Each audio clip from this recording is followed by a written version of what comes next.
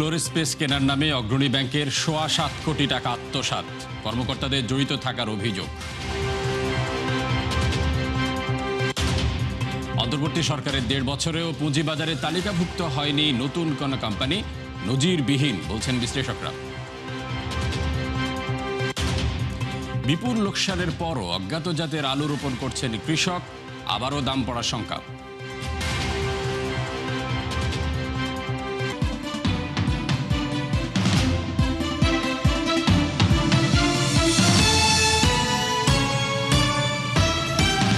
স্বাগত ৭১ বিজনেসে, সাথে আছে আমি আব্দুল্লাহ ফারুক। শুনছিলেন শিরোনাম, এবার বিস্তারিত। কর্মকর্তাদের যোগসাজশে ফ্লোর স্পেস কেনার নামে অগ্রণী ব্যাংকের ৭.৫ কোটি টাকা আত্মসাৎ করেছে এক ডেভেলপার কোম্পানি। ভুয়া আম মুক্তারনামা আর বন্ধকি দলিলের ফাঁদে পড়ে এই অর্থ গচ্ছা গেছে ব্যাংকের, যা আর উদ্ধারের সম্ভাবনা নেই। রিচার্ড পিউরিফিকেশনের ক্যামেরায় আরও জানাচ্ছেন আব্দুল জাহের আনাস। নর্থ সাউথ রোডের এই ভবনে ২০১৫ সালে অগ্রণী ব্যাংককে ৪,৫০০ বর্গফুট ফ্লোর স্পেস কেনার প্রস্তাব দেয় আলম্পনা বিল্ডার্স। ওই সময় যার দাম ধরা হয় ১৮ কোটি টাকা। চুক্তি অনুযায়ী অগ্রিম হিসাবে দেওয়ার কথা ছিল ৯ কোটি টাকা, কিন্তু কোনো যাচাই বাছাই ছাড়াই ২০১৫ সালের ৯ ফেব্রুয়ারি ব্যাংকের তৎকালীন কয়েকজন কর্মকর্তার দায়িত্বে ছাড় করা হয় ৭.৫ কোটি টাকা। অর্থ ছাড়ের ক্ষেত্রে সাসপেন্স হিসাব ব্যবহার করা হয়, যা তদন্তে গুরুতর অনিয়ম হিসাবে চিহ্নিত হয়েছে। অগ্রণী ব্যাংকের তথ্য অনুযায়ী এই ঘটনায় ব্যাংকের কয়েকজন কর্মকর্তার যোগসাজশে অর্থ আত্মসাৎ হয়েছে।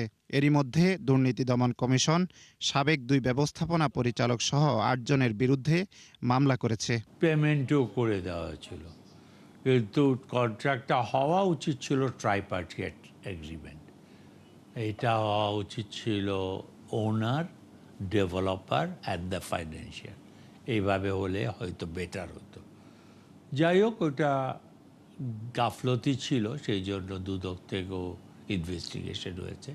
Case is pending.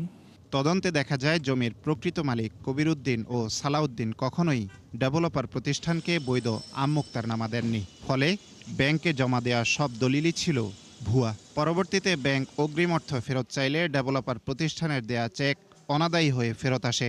এরপর ঋণ সমন্বয়ের নামে ২০২০ সালে সম্পত্তি নিলামের উদ্যোগ নেয় অগ্রণী ব্যাংক।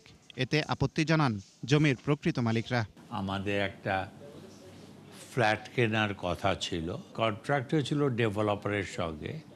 কন্ট্রাক্টটা বোধহয় ঠিক মতন হয় নাই। মালিক পক্ষদের সাথে একটা মামলা টামলা ছিল, আর এটা জালিয়াতি করে আলম্পনা বিল্ডার্সের চেয়ারম্যান প্লাস ওনারা এটা করে নিছিল। এটা ব্যাংকেতে লোন টোন জালিয়াতি করে নিছিল। এটা সমাধান তো কোর্টের থেকে হয়েই গেছে। ব্যাংকের ভেতরের এই অনিয়ম শুধু অর্থ আত্মসাৎই নয়, বরং রাষ্ট্রীয় ব্যাংকের ব্যবস্থাপনা দুর্বলতার চিত্রও তুলে ধরেছে। এখন দেখার বিষয় আদালতের রায়ে কতটা জবাবদিহিতার মুখে পড়েন সংশ্লিষ্টরা। অনিয়ম, জালিয়াতির স্থান পাওয়া যায়, ব্যাংকের উচিত হবে সেই বিষয়টি আগে তাদের ইন্টারনাল অডিটের মাধ্যমে তদন্ত করে এই ব্যাপারে ব্যবস্থা গ্রহণ করা এবং বিষয়টি বাংলাদেশ ব্যাংকের নজরে আনা। অফিসিয়ালি বাংলাদেশ ব্যাংকের নজরে আনা তাদের দায়িত্ব। পরবর্তীতে বাংলাদেশ ব্যাংকও এই ব্যাপারে প্রয়োজনীয় পদক্ষেপ গ্রহণ করবে। এখানে যা যা করণীয়, এইসব ক্ষেত্রে ওই করণীয়টা পালন হয় নাই। সেক্ষেত্রে একজন যে মালিক, জমির মালিক, ওনার অজান্তে কিছু ঘটলে উনি এটা পুনরুদ্ধার করার জন্য যে কোনো লিগ্যাল ব্যবস্থা নিতে পারেন। এই বিষয়ে জানতে আলম্পনা বিল্ডার্সের আসাদের সঙ্গে যোগাযোগ করার চেষ্টা করা হলেও তা সম্ভব হয়নি। পরে তাদের আরমানিটোলার অফিসে গেলে দেখা যায় ওই অফিস থেকেও সাইনবোর্ড সরিয়ে নেওয়া হয়েছে। আব্দুল জাহের আনাস, ৭১, ঢাকা। অন্তর্বর্তী সরকারের ১.৫ বছরে পুঁজিবাজারে তালিকাভুক্ত হয়নি কোনো নতুন কোম্পানি। এমনকি শীর্ষ পর্যায়ে নির্দেশনার পরও বাস্তবায়ন হয়নি সরকারি মালিকানাধীন কোম্পানির শেয়ার তালিকাভুক্তকরণ। এমন ঘটনাকে নজিরবিহীন বলছেন বাজার সংশ্লিষ্টরা। মেজবাহ হাসানের রিপোর্ট। ২০১০ সালে ভয়াবহ পতনের পর মাথা তুলে দাঁড়াতে পারেনি পুঁজিবাজার। উল্টো আওয়ামী আমলের ১.৫ দশকে অনিয়ম, দুর্নীতি আর লুটপাটের ক্ষেত্র হিসাবে পরিণত হয় অর্থনীতির এই গুরুত্বপূর্ণ উৎস।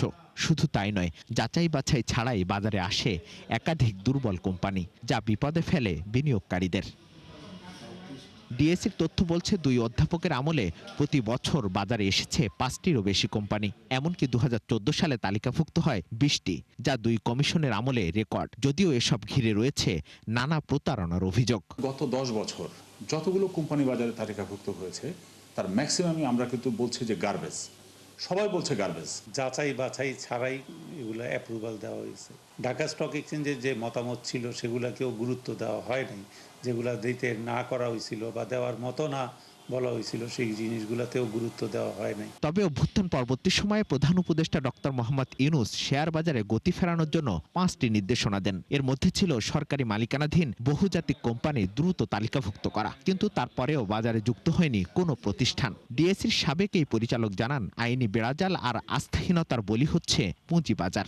নতুন আইপিও লিস্টেড হওয়ার জন্য লিস্টিং রুল বা লিস্টিংয়ের যে সমস্ত মানে ফাঁকফোকর ছিল সেগুলো বন্ধ করে নতুন আইন বানানোর মানে মনে হয় শেষ পর্যায়ে আছে। তো তাতে করে হয়তো ভালো কোম্পানি আসার জন্য একটা ভালো রাস্তা হবে। তবে তার আগে যেটা পাবলিকের কনফিডেন্স ফিরে আনতে হবে। রুলস রেগুলেশনের প্রো বিজনেস না, দুর্বল ভুয়া কোম্পানি এখন আর লিস্টেড হবে না, সেই জন্যই আইপিওগুলো আসেনি। তবে ভালো কোম্পানি কেন আসতেছে না সেটার জন্য আইনের কিছু পরিবর্তন দরকার। নতুন কোম্পানি তালিকাভুক্ত না হওয়ায় বাজার ক্রমাগতই পিছিয়ে যাচ্ছে বলে মনে করেন ডিএসির এই পরিচালক। বলেন, বিগত বছরগুলোর ক্ষত কাটানোর পাশাপাশি প্রয়োজন ছিল ভালো প্রতিষ্ঠান যুক্ত করার কার্যকরী উদ্যোগ। যে কোম্পানিগুলো লিস্টেড হয়েছে এগুলো যেন তেন মানের লিস্টেড হয়েছে। এই ধরনের কোম্পানি বাজারে লিস্টেড হওয়ার চাইতে আমি মনে করি যে 1.5 বছর হয়নি, বরঞ্চ সেটি ভালো হয়েছে। আমাদের বিনিয়োগকারীদেরকে আর মারার কোনো প্রয়োজন নেই। তারা এমনিতেই আমরা তো সর্বশান্ত করে দিয়েছি সবাইকে এই জাতীয় কোম্পানিগুলো দিয়ে। অনেক ধরনের সংস্কার হচ্ছে। এই সংস্কার, প্রত্যেকটা সংস্কারের সুফল আসতে কিন্তু একটু সময় দিতে হয়। এরা আজকে কেমন করছে এর মূল্যায়ন করতে পারবো আমরা 2 বছর পরে, যখন এখান থেকে আমরা ফল পেতে শুরু করব। ফল যদি মধুর হয় তাহলে আমরা তখন মূল্যায়ন করবো তখনকার কমিশন ভালো ছিল। যদি ফল ভালো না আসে আপনি তখন মূল্যায়ন করবেন যে কমিশন কি করেছে। বর্তমান শেয়ার বাজারে তালিকাভুক্ত 384টি কোম্পানির 1/4 বেশি দুর্বল। মিসবাহ হাসান, 71, ঢাকা। গেল বছর বিপুল লোকসানের পরও চলতি মৌসুমে অজ্ঞাত জাতের 6.5 লাখ টন আলু বীজ বপন করছেন কৃষক, যার চাহিদা নেই প্রক্রিয়াজাত শিল্প কিংবা রপ্তানি বাজারে। তাই আরও একবার দাম পড়ার শঙ্কা খাত সংশ্লিষ্টদের। বিশেষজ্ঞরা বলছেন, এতে দায় রয়েছে সরকারি সংস্থাগুলোর। রাকিব হোসেনের ধারাবাহিক প্রতিবেদনে রাজ দেখুন প্রথম পর্ব। চাহিদার চেয়ে প্রায় 30 লাখ টন বেশি আলু উৎপাদন এবার গলার কাঁটা হয়ে দাঁড়ায় কৃষকদের জন্য, যাতে বিপদে পড়েন হিমাগার মালিকরাও। বগুড়ার কৃষক সাজু মিয়ার অভিজ্ঞতা হলো 30 লাখ টাকার আলু চাষের বিপরীতে মাত্র 10 লাখ টাকা বিক্রি করতে পেরেছেন তিনি। তবু ক্ষতি কাটিয়ে ওঠার প্রত্যাশায় এবারও বুনছেন প্রায় 20 একর জমিতে।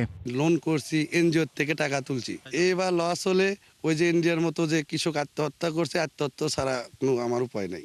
বাড়তি উৎপাদনের কারণে সারা বছর অন্যান্য সবজির দাম চড়া থাকলেও আলু বিক্রি হয় পানির দামে।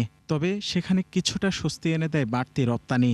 ইপিবির তথ্য মতে 2024-25 অর্থবছরে আয় ছিল প্রায় $1.5 কোটি, যা আগের বছরের 3.5 গুণ। যদিও বিশ্ববাজারের তুলনায় এই অংশ সামান্য। খাত সংশ্লিষ্টদের মতে প্রক্রিয়াজাত খাদ্যশিল্প এবং রপ্তানিযোগ্য শস্য আবাদ করা গেলে কমে আসবে এই সংকট। এক্সপোর্টেবল আলুটা তারা কোল্ড স্টোরেজে রেখে দিয়েছিল, আমরা পাইনি সাফিসিয়েন্ট। যদি পেতাম তাহলে আরও আমরা মনে হয় আমরা টপ 10 এক্সপোর্টার যারা আছি অনেক ভলিউম আরও করতে পারতাম, যেটা কৃষকদের জন্য অনেক উপকার হতো। আপকামিং সিজনে আমাদের এক্সপোর্ট হবে। এখন পর্যন্ত কৃষি মন্ত্রণালয় থেকে কোনো কিন্তু মিটিং ডাকা হয় নাই। ট্রেসেবিলিটি এটা কিন্তু বাংলাদেশে এখনও আমরা অ্যাডাপ্ট করতে পারিনি। এইটাই যদি না পারি তাহলে কিন্তু আমরা উন্নত দেশে বেশি দিন আর এক্সপোর্ট আমরা টিকায় রাখতে পারবো না। সিড প্রমোশন কমিটির তথ্য অনুযায়ী এবার কৃষক পর্যায়ে 6.5 লাখ টন বীজ আলু রোপণ করছেন কৃষক, যার জাত, মান বা ফলন সম্পর্কে কোনো গবেষণা নেই। ফলে উৎপাদন ও চাহিদায় আবারও তৈরি হতে পারে অনিশ্চয়তা। এক্ষেত্রে কৃষি ও বাণিজ্য মন্ত্রণালয়ের সংস্থাগুলোর উদাসীনতাকে দুষছেন অনেকে। চাহিদা এটা ড্রাই ম্যাটার আলুতে বেশি থাকা লাগবে, তো ওই ধরনের জাত যখন আসবে তখন এক্সপোর্টেবল হবে, কিন্তু ওই জাতগুলি আসলে মানে স্টোরেবিলিটি বেশি নাই, তো এই জন্য ওই ইন্ডাস্ট্রিতে ব্যবহার করাচ্ছে না, এই প্রসেস করার উপযোগী না, এক্সপোর্টে নিচ্ছে না। সবাই যদি আমরা একত্রিতভাবে যে যার অবস্থান থেকে কাজটা সম্পন্ন করি, নিজেদের মাঝখানে যে সমন্বয়টা সেটি বজায় রেখে, তাহলে কিন্তু রপ্তানিকারকরা খুব সহজেই এই সুফলটা ভোগ করতে পারবেন এবং তাদের উৎপাদিত পণ্যের ন্যায্য মূল্যও তারা পাবেন। বিশেষজ্ঞদের মতে ন্যায্য দাম নিশ্চিতে জোর দিতে হবে পরিকল্পিত আলু চাষে। কৃষকদের দুর্বলের উপরে কে বড় বড় কোম্পানিগুলি অত্যাচার করতে না পারে সেই জাতীয় যদি মেকানিজম ডিজাইন করা হয় তাহলে তো আমার মনে হয় contract going is better. Agriculture সেক্টরকে সার্ভাইভ করতে হলে, আমাদের কৃষককে সার্ভাইভ করতে হলে, বেটার উন্নয়ন করতে গেলে আমার প্রসেসিং মাস্ট। আর এই প্রসেসিং করতে গেলে প্রাইভেট সেক্টরকে প্রণোদনা দিয়ে সাপোর্ট দিয়ে এগিয়ে আসতে হবে। চলতি অর্থবছরে প্রায় ৮০ টন বীজ আলু সরবরাহ করার পরিকল্পনা বেসরকারি খাতের, যেখানে কারেজ ও সানশাইন সহ বেশ কয়েকটি জাত প্রাধান্য পাচ্ছে। রাকিব হোসেন, ৭১, ঢাকা। বিশ্ববাজারে লাগামহীন স্বর্ণের দাম যা বজায় ছিল বছর জুড়েই। অর্থনৈতিক ও ভূরাজনৈতিক অস্থিরতায় এক বছরে ধাতুটির দাম বেড়েছে $১,৮০০ বেশি। এটি ৪৬ বছরের মধ্যে সর্বোচ্চ। আর্থিক প্রতিষ্ঠান জেপি মর্গানের পূর্বাভাস বলছে আগামী বছর আউন্স প্রতি $৫,০০০ ঘর ছাড়াবে মূল্যবান ধাতুটির দাম। অর্থনৈতিক ও ভূরাজনৈতিক অস্থিরতার সময় বরাবরই কদর বাড়ে স্বর্ণের। বছর জুড়ে বিশ্ববাজারে তাই লাগামহীনভাবে বেড়েছে এই ধাতুর দাম। চলতি বছর ৭১% বেড়ে ইতিহাসে প্রথমবারের মতো প্রতি আউন্স স্বর্ণের দাম ছাড়ায় $৪,৫০০ ঘর।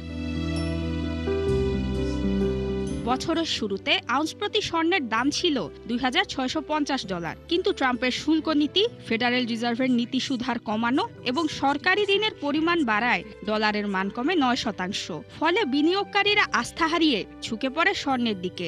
বাজার গবেষণা সংস্থা investing.com-এর তথ্য বলছে চলতি বছর স্বর্ণে বিনিয়োগ বেড়েছে ২৭%। এতে বছর জুড়ে বাড়তে থাকে স্বর্ণের দাম। অন্যদিকে ডলারের মান কমায় স্বর্ণের রিজার্ভ বাড়াতে শুরু করে দেশগুলো। ওয়ার্ল্ড গোল্ড কাউন্সিলের হিসাব মতে ২০২৫ সালের অক্টোবর পর্যন্ত ২৫৪ টন স্বর্ণ কিনেছে কেন্দ্রীয় ব্যাংকগুলো। সর্বোচ্চ ৮৩ টন স্বর্ণ কিনে শীর্ষে পোল্যান্ডের কেন্দ্রীয় ব্যাংক। ২০২৬ সালে ফেডারেল রিজার্ভের সুদ হার আরও কমানোর সম্ভাবনার সাথে চলমান ইউক্রেন রাশিয়া যুদ্ধ, মধ্যপ্রাচ্য সংকট এবং ভেনেজুয়েলার সাথে ট্রাম্পের যুদ্ধের শঙ্কা আরও ঘি ঢালছে স্বর্ণের দামের আগুনে।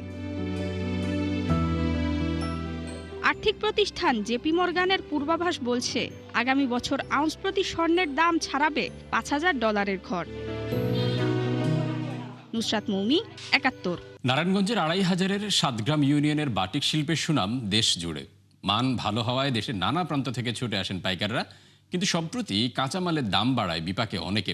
তাই শিল্পকে এগিয়ে নিতে সহজ শর্তে ঋণ, গ্যাস সুবিধা চান তারা। নারায়ণগঞ্জ থেকে রিয়াজ হোসেনের পাঠানো তথ্যচিত্রে বিস্তারিত।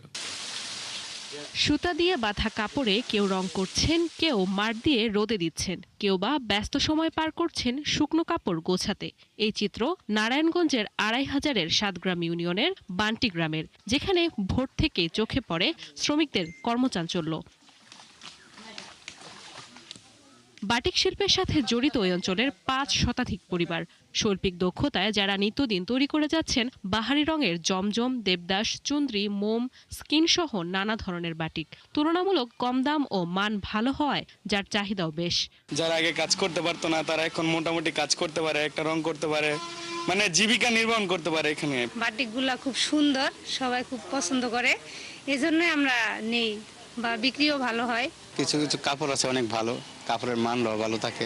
তবে ব্যবসায়ীরা বলছেন সম্প্রতি রং, কাপড় সহ বিভিন্ন অনুষঙ্গের খরচ বাড়ায় বেশ বিপাকে তারা। এই কাজটা বর্তমানে মন্দা পড়ে গেছে গা। যদি সরকার যদি আমাদের সহযোগিতা করত আর আমাদের যদি গ্যাস লাইনটা ব্যবস্থা করে দিত তাহলে আমাদের অনেক ভালো হইতো। আমরা অনেক কষ্টে আছি, এই যে কাজ করি, আবার বন্ধের লাকড়ি তো পায়ানো লাগে। যদি ওইভাবে গ্যাস সরকারভাবে দিত তাহলে আমরা এই রং দিয়া পাশের রাষ্ট্রের সাথে আমরা রং দিয়ে চ্যালেঞ্জ করতে পারতাম। এ থেকে উত্তরণে স্বল্প সুদে ঋণ ও কারখানায় সরকারি গ্যাসের দাবি জানান নারায়ণগঞ্জ চেম্বারের সভাপতি। রঙের যে ব্যবহারটা, যে ওয়েস্টেজ পানির যে ব্যবহারটা আছে, প্লাস হলো তাদের গ্যাসের জন্য কম্পিটিশন মার্কেটে তারা টিকে থাকার জন্য তাদের গ্যাস লাইনে দরকার। আমি আশা করব সরকারের এখনো পর্যাপ্ত পরিমাণ গ্যাস আছে। লিকেজটা বন্ধ করলেই আপনার এরকম বাটিক শিল্প সহ বাংলাদেশের বিভিন্ন শিল্পকে বাঁচায় নিতে পারবে। বাটিক শিল্প ঘিরে বান্টি বাজারে গড়ে উঠেছে ২০০০-এর মতো দোকান, যেখানে বছরে গড়ে ৮০০ কোটি টাকার পণ্য বিক্রি হয়। Desk report, ৭১। রাজধানীর শ্যামলী লিংক রোডে চালু হলো হাইকো ও কঙ্কা ব্র্যান্ডের সেলস ও ডিসপ্লে সেন্টার। এই আউটলেটের উদ্বোধন করেন ইলেকট্রোমার্টের চেয়ারম্যান মোহাম্মদ নুরুন। বলেন, গ্রাহকদের আধুনিক ও মানসম্মত ইলেকট্রনিক্স পণ্য সহজে পৌঁছে দিতেই এই উদ্যোগ।